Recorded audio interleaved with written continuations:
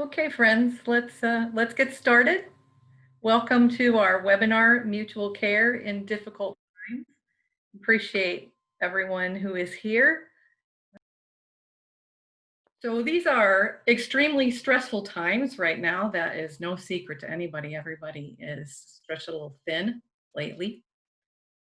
We're over 6 months into a global pandemic.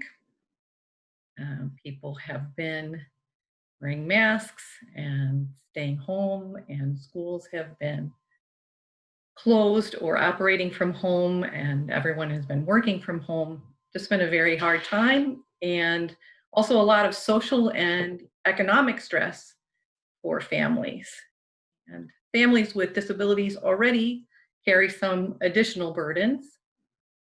I was speaking with someone who is a father of a disabled child who is working from home and also trying to care for his disabled child from home. And he said it's really hard for him when people say to him, friends or friends at church say, please remember to take care of yourself. You really should take care of yourself, right? And what if you don't have the bandwidth? Take care of yourself. That can feel really upsetting. So I started thinking about mutual care in the church. Instead of encouraging people to take care of themselves, how can we take care of one another?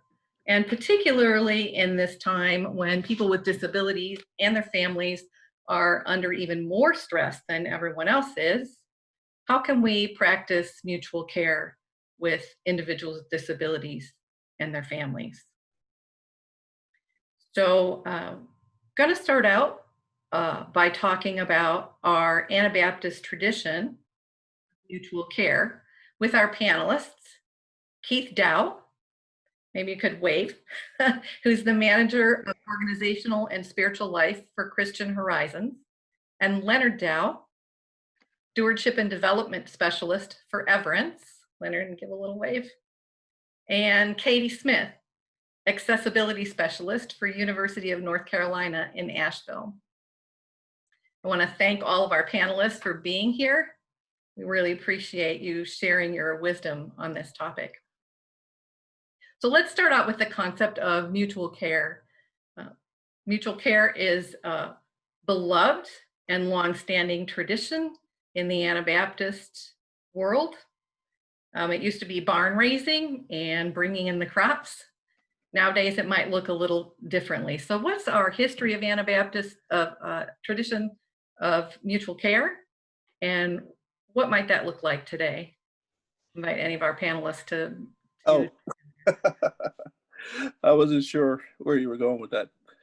I can start out. I think, Anabaptist, it's important to frame it within the Anabaptist tradition.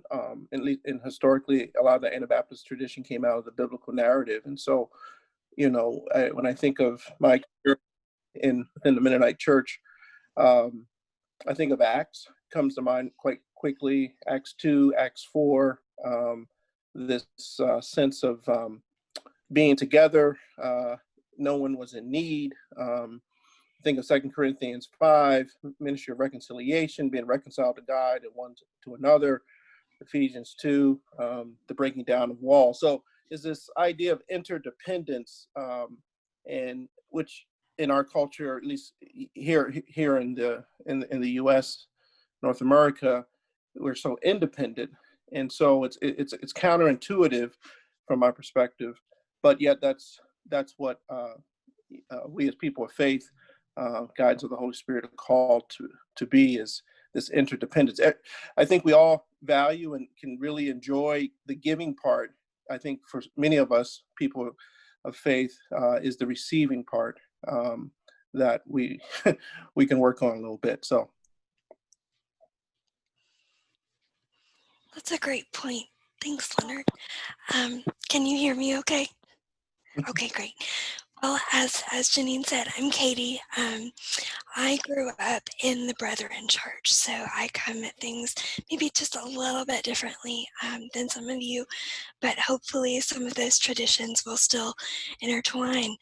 I was at church this past Sunday, and somebody brought up the fact that at the Last Supper, Judas was there too, and Judas ate too, and that mutual care, that love that Jesus had for someone who he knew was going to betray him, and he still cared for him. And that really struck me as in a society where we are so individualistic, right? I think a lot of times we are so focused on ourselves that we forget about there are other people over here that we need to be looking out for. And even if we are looking out for some of those people, are we looking out for all of those people, the most vulnerable, um, maybe those that we wouldn't necessarily really want to reach out to in the first place. But I think this pandemic has definitely shown, how we can become more Christ-like, and the idea that, we can invite those that might not be the quote easiest to love or to invite into our own kind of Last Supper events in our own metaphorical lives. That's really beautiful, Katie. Thank you. So as Jeanne mentioned, I'm Keith. I'm up in Ontario, Canada. I'm part of the Meeting House Church here, but I serve in an organization that supports people with intellectual and developmental disabilities through Canada and around the world. And I love how each of you have talked about like Acts and Jesus and what does that look like in the biblical tradition really to practice care. And I mean, especially Acts, but also Jesus' message and Sermon on the Mount, as I think of the talk of the kingdom of God, right? And such a beautiful picture, but it's also kind of bizarre because we think of it being something that's here, but not yet, right? And I think there's something similar going on as we're thinking about mutuality and interdependence, because it's something we can't escape. Like we can pretend to be individual, we can pretend to be on our own and like I'm doing this myself and self-sufficient and autonomous and all those things, but we are kind of bound together in different ways, right? It's something that we can't escape, but we can live into in different ways.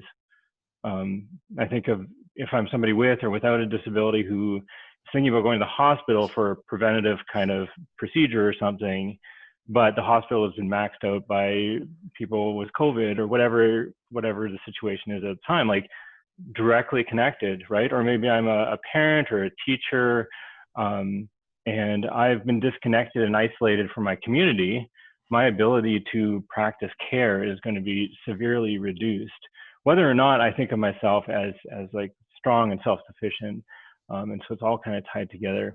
I had the opportunity to speak to a Catholic theologian, William T. Kavanaugh, this past week, and he has this beautiful imagery of the church as a field hospital.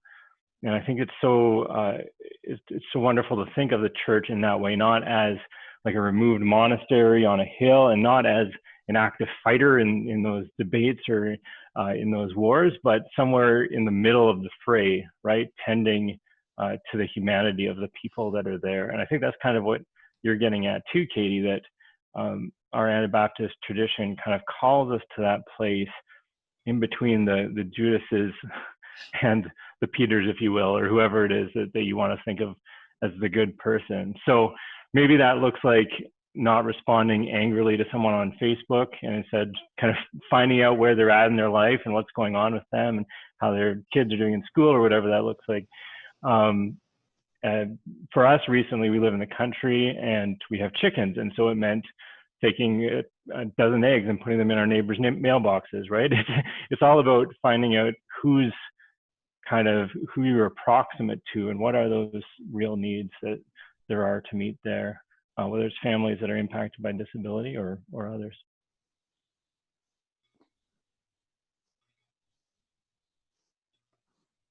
Yeah, I think that's interesting, Keith, that you bring up not responding angrily to someone on Facebook. And I just was realizing lately that I'm kind of keyed up, and I think everyone is keyed up right now, and everyone's feeling stressed, and that makes us not operate out of our best selves, right? So remember, you take a deep breath, right? And try to be compassionate and see where someone else is coming from. Can I just jump in real quick? Yeah. Well, two reasons. One, I didn't introduce myself. Hello, Leonard from Philadelphia. But just this idea, I think it was Katie just talked about COVID-19, that something came to mind. I think this idea of mutual care tends to be from those who are strong to those who are, quote, weak or marginalized, whatever. I think if COVID-19 hasn't taught us anything, especially at least how it played out here in Philly, the frontline workers were not the top wage earners, so to speak. It was really those who worked in supermarkets, those who worked, who took care of the trash, those who, trash collectors, we call them here in Philly, those who worked at nursing homes, really the low paid. But I think COVID-19 kind of flipped the script as to who is the most valuable persons within society, at least as it relates to the day-to-day operational capacity of it. And I think, as often the biblical narrative flips the world, upside down, the upside down in, kingdom. So I think for as a person of faith, COVID-19 has really, hopefully for the church and for all of us, especially as we were talking about today with persons with disability, it may remind us that coming at this as a person without at least overt disabilities, I'm not coming at it as a powerful person. I'm coming at it, I should be a lot more humble in my posture, perhaps than I would have been prior to COVID-19. I think many of us may have had a rude awakening. Yeah, that's a really good point, Leonard. Everything you say, I think is a really good point. But, I think when we look at disability and the pandemic, I think there's this idea that we're looking at the body through a medical lens, right? The idea of how can we fix the body? Yeah. How can we make it work better, right? And from a disability standpoint, we really want to move away from fixing the body and more into fixing our society, so that the way that our society works, that society is more accessible. And in a lot of literature, there's the idea that the body is perhaps more disabled by society and the way that society is structured than it is disabled by the body itself. And I think with the pandemic, we have definitely seen that. The way that I have tried to explain it to folks is, okay, we can have ramps to get into buildings so that these people can be part of a conversation. But what about inside that metaphorical building? Is there access in those conversations as well? So it's not enough to just say, okay, you're here, but are we bringing those people in to the conversation? Are we providing them access to be a part of the conversation, away from the idea of we need to fix your body?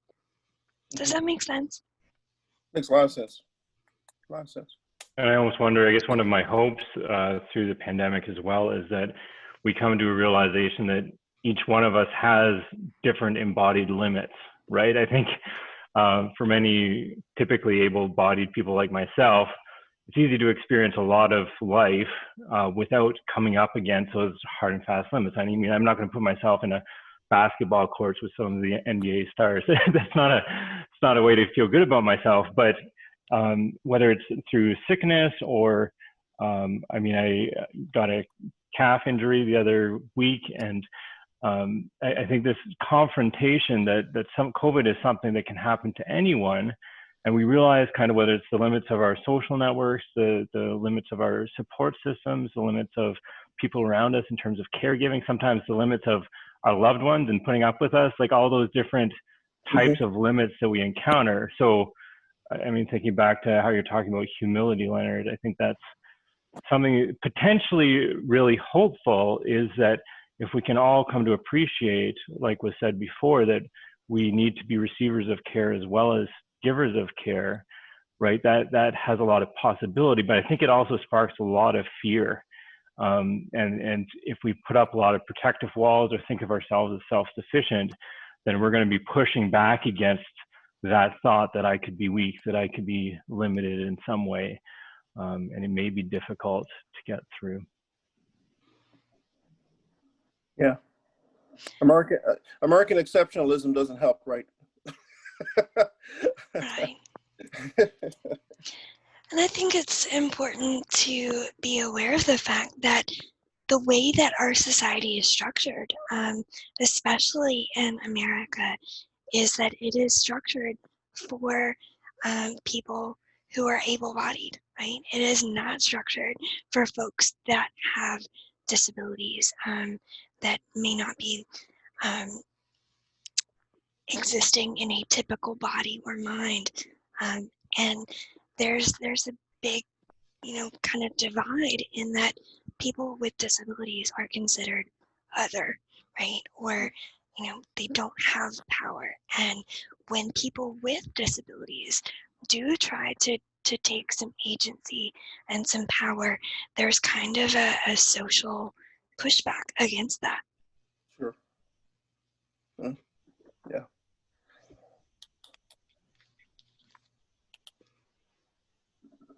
I'm done interrupting. It strikes me that there is stigma associated with individual limitations, right? So we tend to focus on those individual limitations instead of focusing on the limitations as Katie was talking about, and I think perhaps all of you were talking about the limitations of the systems and the culture in which we live. Yeah.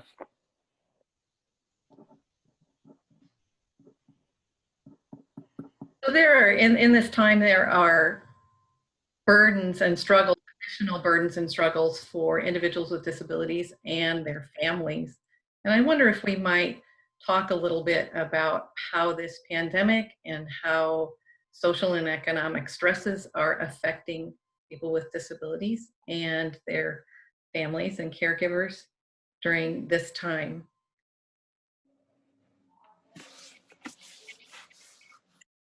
Yeah, I'll go ahead and start. If I'm talking too much, just like somebody raise their hand and tell me. But I don't know if Jeanne had said this, but I'm a person with a physical disability. I have cerebral palsy, which affects the fine motor skills as well as the gross motor skills. So I think for families, we spend a lot of time raising our children, or for some folks, the children raising themselves to be really independent. And we really, or I especially, pride myself on being able to be independent, right? But with this pandemic, it's definitely kind of brought me down to realize, gosh, I need some support. Like I need some family. I need some help. So I think that this pandemic has definitely been a huge wake-up call for a lot of folks, even those that really strive to be independent. Yeah.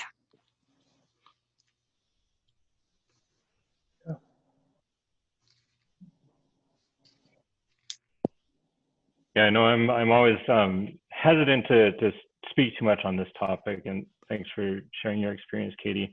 As someone who doesn't identify as disabled, it's important for me to practice a kind of proximity, right? A faithful proximity, I think, for all of us to learn people's experiences, because you can't kind of say one generic thing. And I conducted a caregiver session as part of our Christian Horizons family camps a few weeks back. And so there were a number of parents and families impacted by disability in different ways. And so I'll share some from what I heard from them.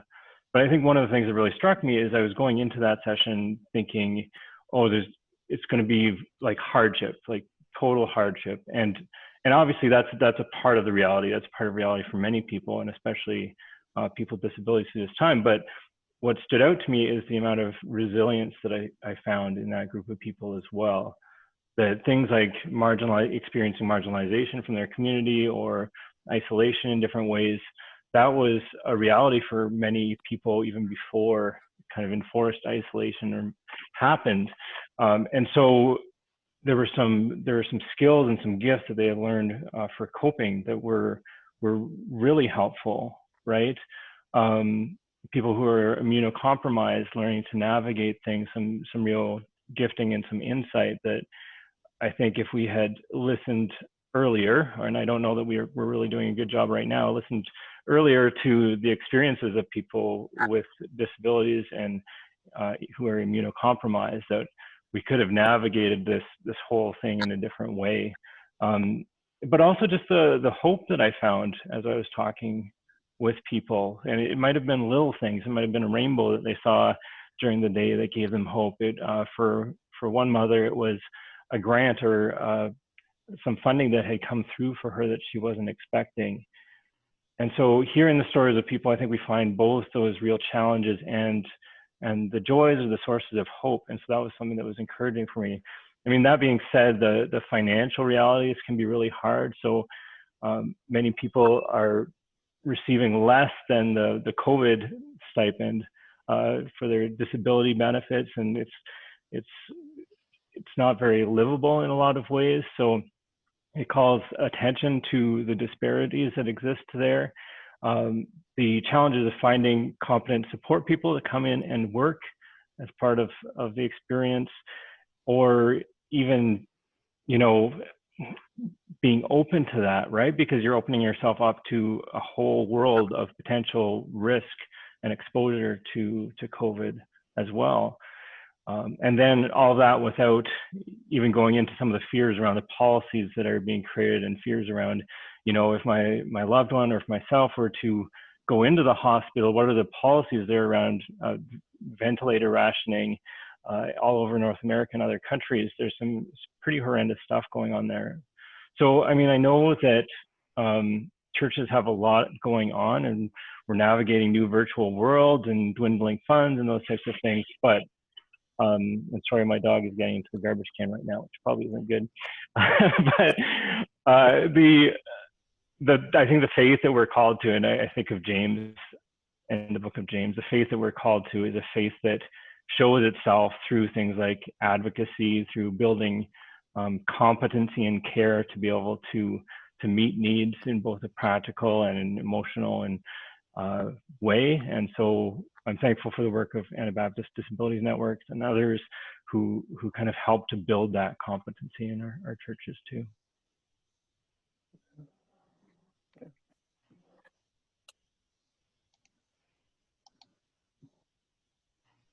I want to remind everybody who's attending here that if you have a question or a comment, you can type it into the chat. Mitch Stutzman is monitoring that chat for us, and he'll either raise those now or question and answer session at the end.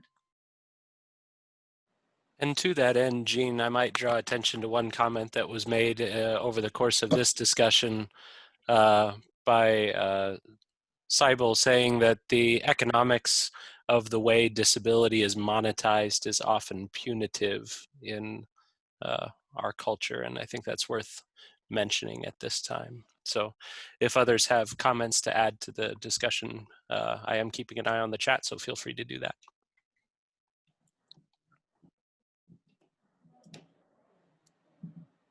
That's a really good point, Seibel, I'm sorry if I got your name wrong. It's a really good point that, yeah, the way our society is structured does not lend itself well to folks with disabilities. Like Keith was saying, there are situations where people with disabilities need care, and caregivers often are maybe shared between folks with disabilities, or those caregivers are leaving one house to provide care and going to another patient's home. So there is some concern about, just caregiving in general. Before the pandemic, finding good care was difficult at the best of times. But now with COVID, there's that extra layer of what do we do about the virus spreading, sharing caregivers between households, and kind of that stipend for caregivers really isn't what it should be. So yeah, that's a really good point. Thank you. Yeah.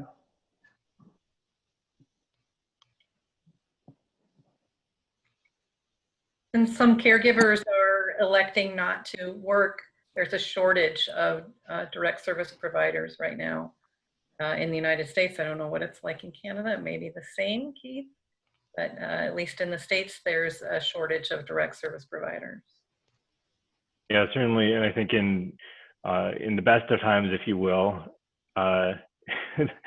it's underfunded, right? And the pandemic has only called attention to some of those disparities and that lack of funding, and realizing that our whole world basically runs on largely unpaid care, but also underpaid care, right? And so, I mean, I'm kind of hopeful, but not confident, I would say, that the pandemic focusing in on all the areas that care is happening where it supports our society will have a positive effect. But I'm not holding my breath either. Yeah.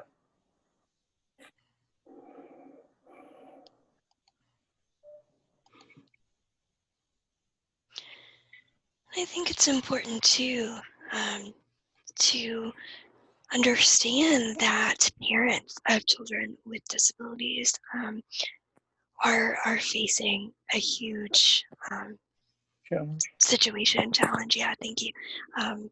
Where children with disabilities don't leave the house at 18 all the time. There might be additional care needs that go beyond that 18-year-old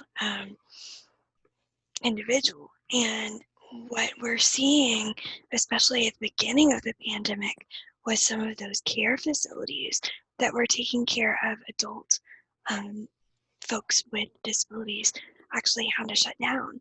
So some of those individuals were having to come back home and fit back within that home environment to be taken care of by their parents. So yeah, that's a huge piece of it.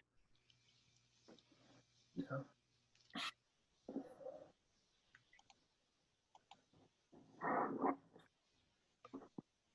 And parents are also undertaking e-schooling, right? Schooling from home, and lots of them concurrently working from home. Those that are able to work from home, right? Right, those who are able to work from home, correct. Yeah.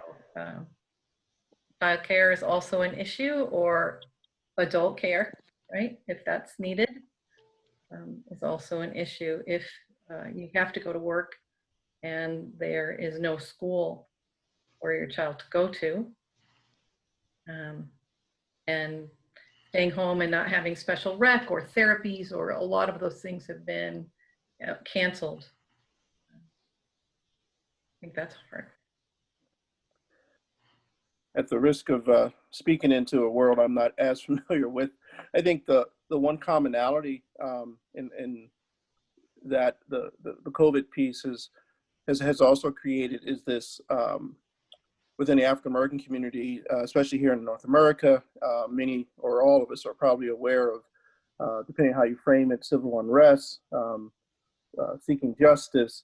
I think the reality is that there's some symmetry if that's not too powerful of a word, as it relates to those who are marginalized, or those who are historically segregated in the African American community, or those who persons with disability historically were segregated outside of of the society, or tried to be, pushed into the back. And I think there does come a breaking point, society. And I think right now, many of us in the African American community refer to it as, quote, the uprising, not in a sense of dethroning everything, but in the sense of being pushed to a limit in this season, or for this generation. And I think what I'm beginning to learn, or those persons with disability have interacted with me in my 20 years as pastor at Oxford Circle, was this common language of the oppressed, being able to speak truth to power, wanting to, in some ways, not to be treated differently, but in some ways wanting to be acknowledged in the bodies and in the world as God, has placed us. And I think Katie put it well, getting access, right? Getting access to systems that historically have let us out.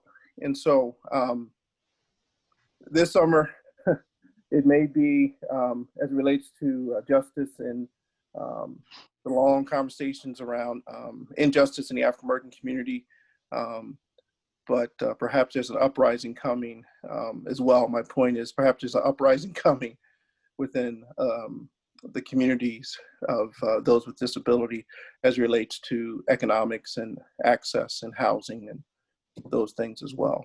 And we need to leverage our relationships together when and if those things do come. And I almost wonder if, part of it is, and I think of the calls to defund the police as well. Part of it is saying, don't put all of the money in after the fact, right? Don't wait till there's a crisis until you invest money, and don't invest money just in those seats of power, or just in those places of like high structure, or whatever you want to call it, political power, but invest in the communities themselves, right? Invest in those people that are doing good work in those communities, whether that's disability or the Black, Indigenous, people of color kind of communities. Like find out from people's perspective what is needed, and then work from there. But I think the challenge is that involves a lot of listening. It involves a lot of investment. It involves a lot of realizing that, hey, maybe we've been doing things wrong for a really long time, and we've been perpetuating problems that we shouldn't have been perpetuating. And I think this is a real wake-up call for the church too, is that, so many have been shut down from doing what they know to do, which is put on a service that looks a certain way with certain people fulfilling different roles, right? But I think it's also an opportunity, right, to come alongside. I mentioned the example of a field hospital before, to come alongside and to, again, look for the good that is happening. And for Christians, that's a way of looking for, where is God currently at work? Not where do I bring God to, bless whatever I think is right, but where is God actively at work in people's lives, and how do I come alongside that? And I think those things go well together, whether it's looking at where are the carers, right? Where are the people that are caring, and what do they need? How do I find out kind of from that perspective? Where are the people that are wrestling against structures and inaccessible buildings and policies and lack of finances, right? There's some real concrete answers that I think can come in there, but probably not if we approach it with, okay, and here's how we're going to do it, or here's the right way to do that thing. Yeah. I think it's important at this kind of point in the discussion, for those of us that are in America, to note that even though the church is such an intricate part of our society, and providing that support for folks with disabilities, the church is exempt from the Americans with Disabilities Act, which basically is the law to provide equal access for folks with disabilities. And the church is exempt because it's a religious organization, right? But it begs the question, why would your church be exempt from providing access? And if the church is exempt, which it is, unfortunately, how can we as the church, as the body of Christ, right, reach out and provide that access, right? Because the church is the one place where we should feel like we are welcomed, no matter who we are or what we look like or whatever is going on in our lives. We should come to the church. But that is definitely a structural issue within our society. Yeah. Yeah, I'll just chime in as a confession, Kate. I'm just going to confess. You know, church unfortunately has become more consumer driven, and so if it's consumer driven, you go by the masses or those that you're trying to. In other words, you try to find people that look alike, think alike, vote alike, and all the, any other checklists. Often, not all churches, obviously, or have the same traditions or the same ethnicity. You know. Those type of things. And what you're suggesting is kingdom, but often, or sometimes the church is not the most kingdom place. And so I know when we over at Oxford Circle, this was early in our ministry, or about halfway in my 20 years, we were blessed to be able to transition to a new facility that was less like a church building and more like it was a former community health center that we converted into a church.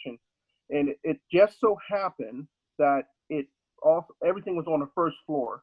I mean, everything was either was on the first floor and did not have steps, or there was an elevator that was in a building. And our mission was always about seeing the community as an asset, seeing the community members as an asset, and that Monday through Saturday was going to be how we, quote, measure our impact in the community, not Sunday morning, how many people we had in the community. One of the things that and then we identified particular languages and people groups and demographics, economics, and all those type of things. But I'll be honest, one of the things that we didn't think through at all was those persons with disabilities, whatever level they are in our community.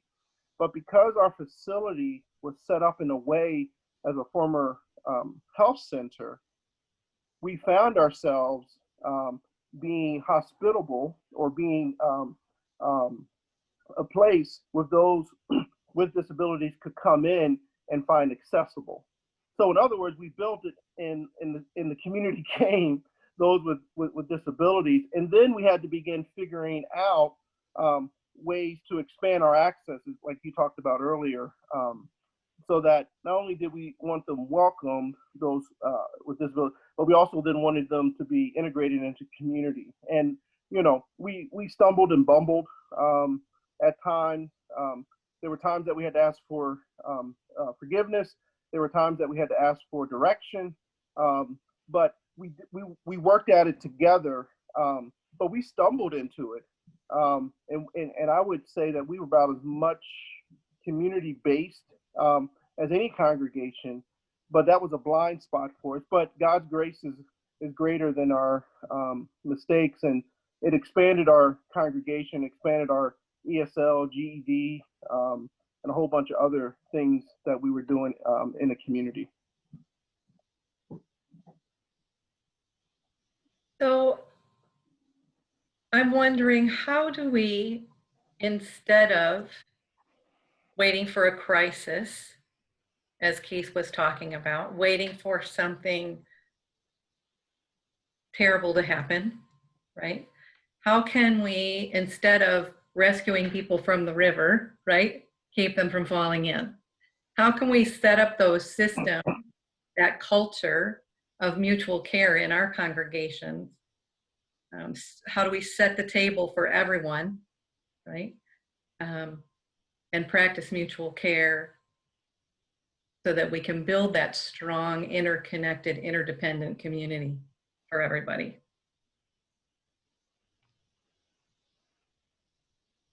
Yeah, I can think of a couple of ways off the top that we don't want to do that. That's the starting point. But I mean, one would be doing nothing, right? Or just trying to survive as the church and not looking for where God is at work. Just trying to hold, like you think of the parable of the talents, just holding on to what we have rather than exploring the goodness of God.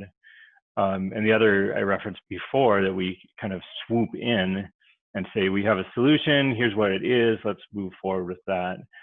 In kind of this coalition of caring churches trademark, and like this one size fits all solution for people. But I mean, Leonard talked about this a bit earlier, the spirit of humility that we need, right? And it starts with thinking of my own kind of giving and receiving of care. So where are those points of grief and loss for me? Where are the people that are around me that are in my own support network that hold me up? And it's not from like a narcissistic standpoint or let's just focus on me standpoint, but just honestly looking at how am I situated in care, right? Among gifts and needs, because I think that leads to a kind of humility as we approach others. And it also really just practically makes sure that I'm supported to do other things, because we see a lot of caregivers that maybe haven't gone through that journey of self-discovery, and months in are hitting up against some of those limits. And so I think there's a spirit of honesty, right, that needs to flow from myself and asking questions of myself and my own role and my own needs and my own gifts, to really asking questions of others.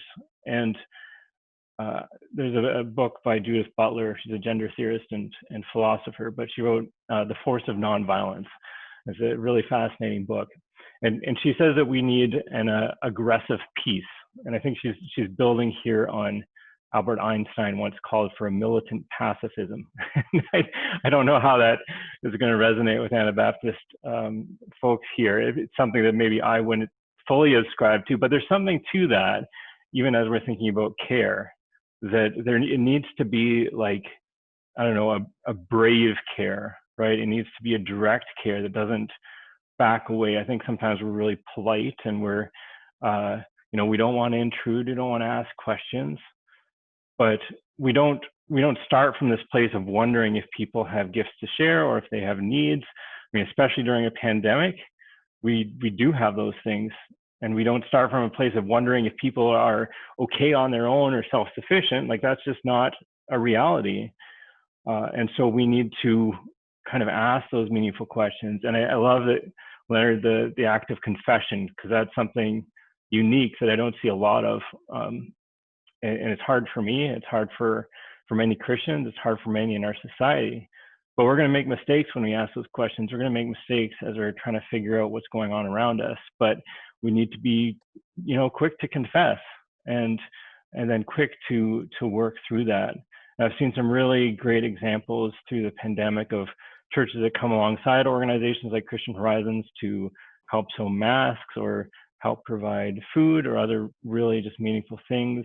There have been people that have stepped up and provided sessions by Zoom to really engage with folks with disabilities that we support. And, in some ways, even more beautiful are the people themselves with intellectual disabilities that use Christian Horizons service as they make signs and posters in their neighborhood to cheer up healthcare workers and others that surround them, that are writing cards and notes for people in nursing homes or retirement homes, right? And that's really what I think we as the church are called to, is to make some movement to start.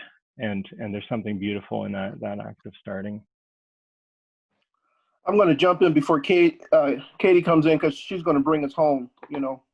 you always save the best for last. So I'm gonna jump in.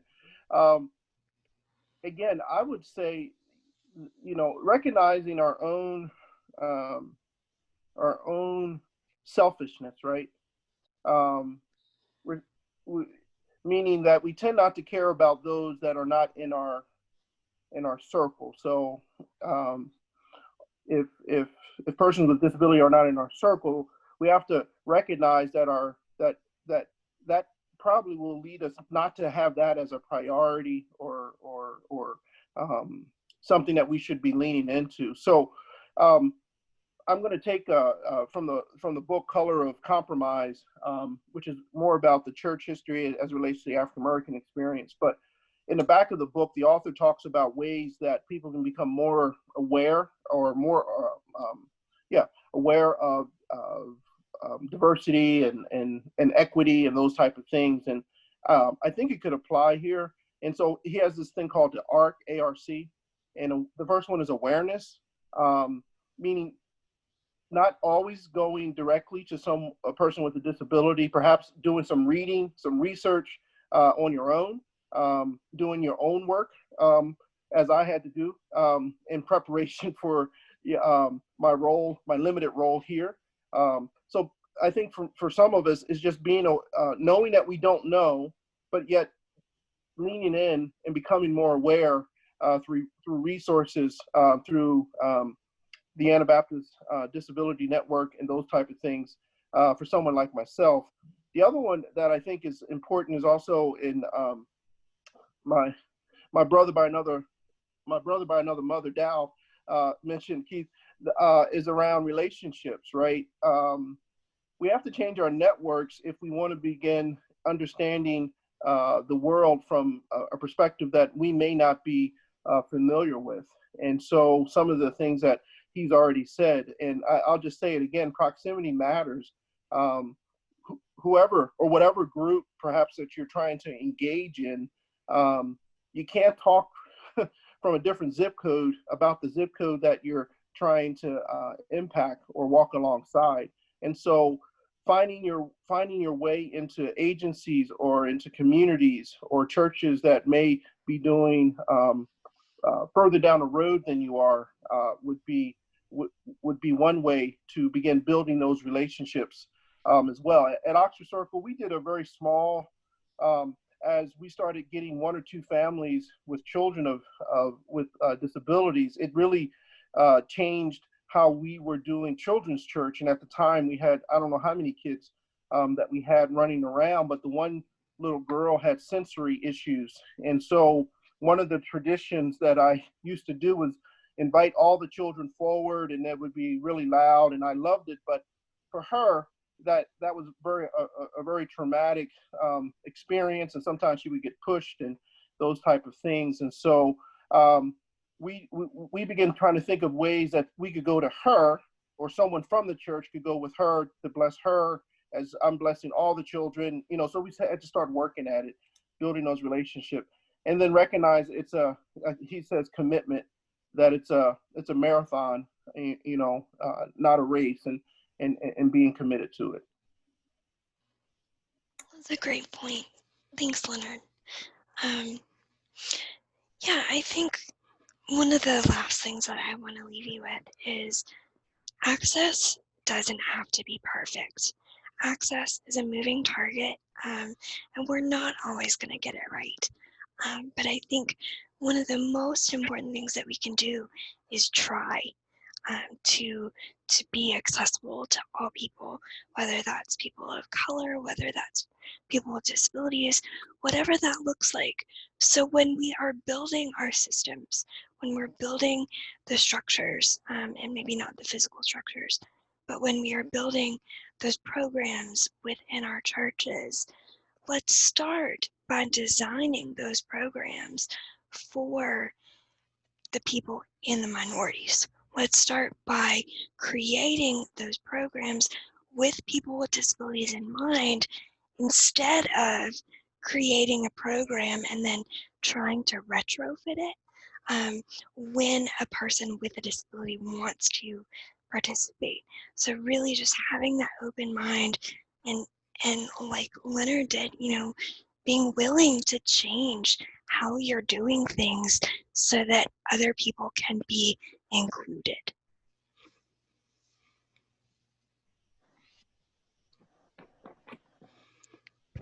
Thank you all. I'm going to invite Mitch now to read our comments and questions. There's been some great comments appearing in the chat, so thank you all for your engagement there. One question that did come up is asking the question perhaps of the panel, but also anybody else engaged in this conversation.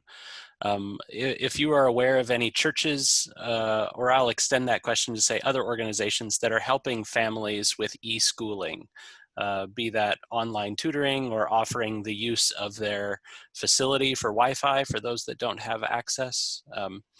Perhaps that's something that can be addressed by the folks on the panel, or if you know of some organizations providing distance support, putting that in the chat might be a helpful thing too. So just a moment for any responses from the panel if you have any insights there.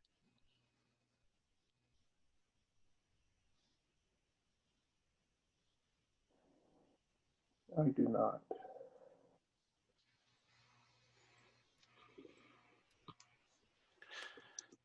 As folks may be typing in their responses, I'll ask this additional question from Jonathan. Any tips for communicating with and helping others or helping churches understand the points where their attempts to be nice and helpful actually create more challenges back in the household?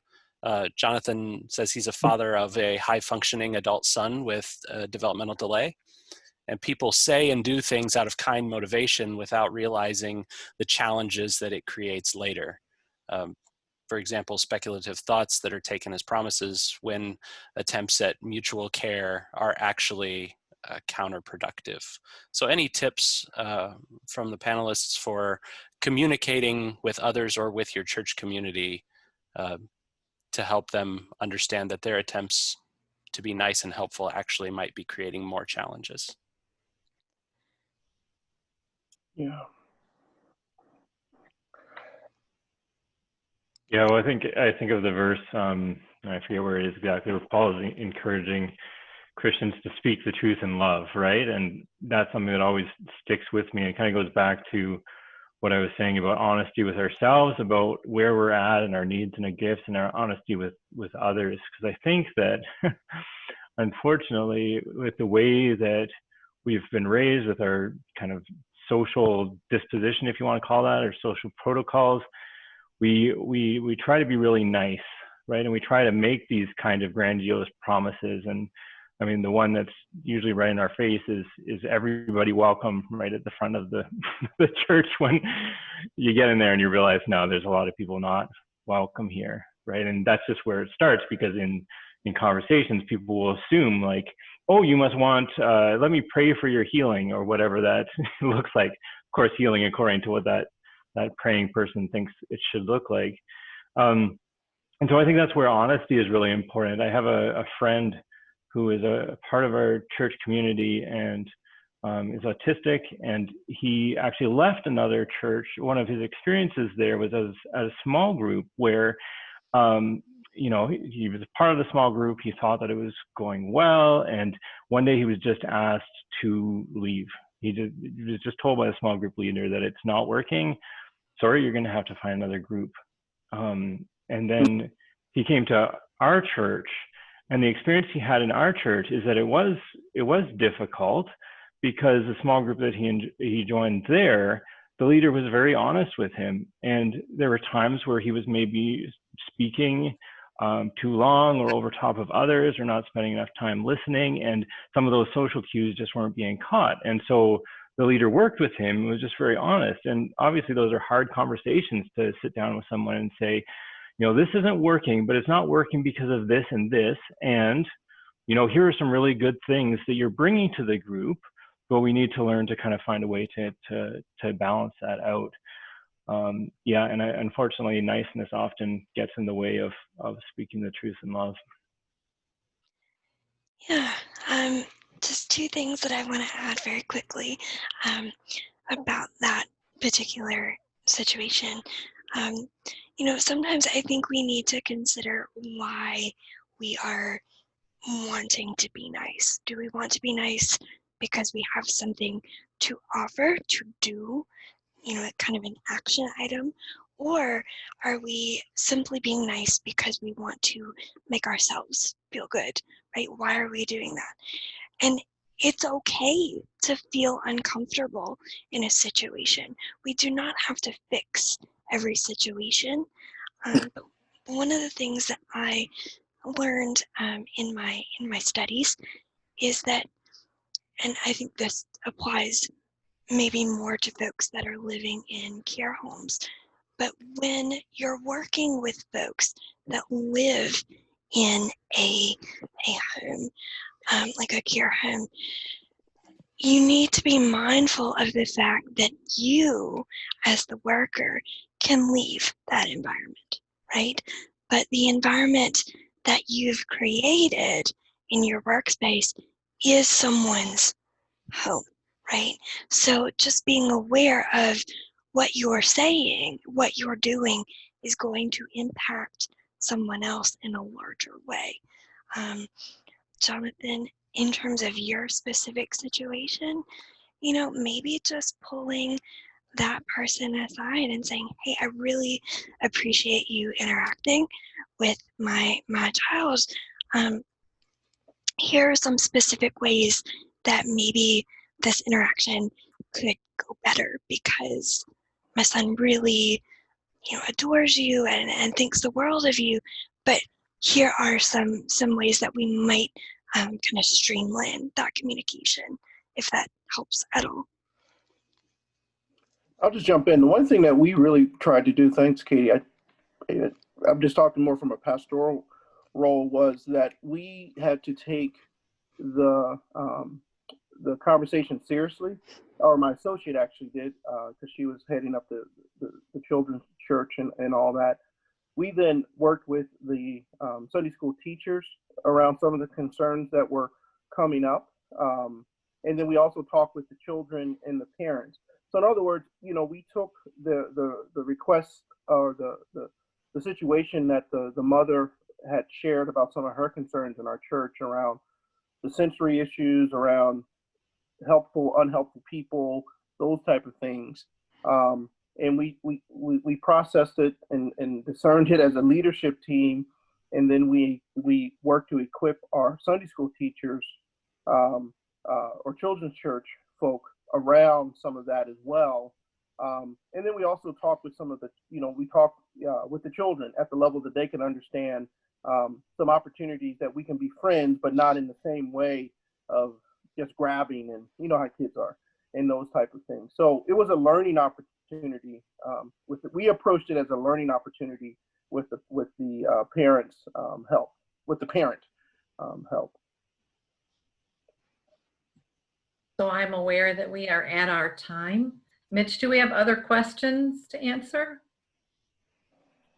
There's been some nice comments going back and forth in the chat, but I don't see any other questions coming in. I know that I'm not one of the panelists per se, but in reference to Jonathan's question or anybody else's questions that may exist, I would say that ADN provides a lot of helpful resources and materials if you're looking to start that sort of conversation in your faith community, and Jeanne certainly can be a resource for you too. So I'll happily volunteer Jeanne's services to help connect you with resources. Anybody on this call who is interested in having those conversations, and I know that from my experience working with children and families with disabilities who have been touched by that work of self-advocacy, you've been at that work for a long time, and it can be tiresome to feel like you have to champion that by yourself.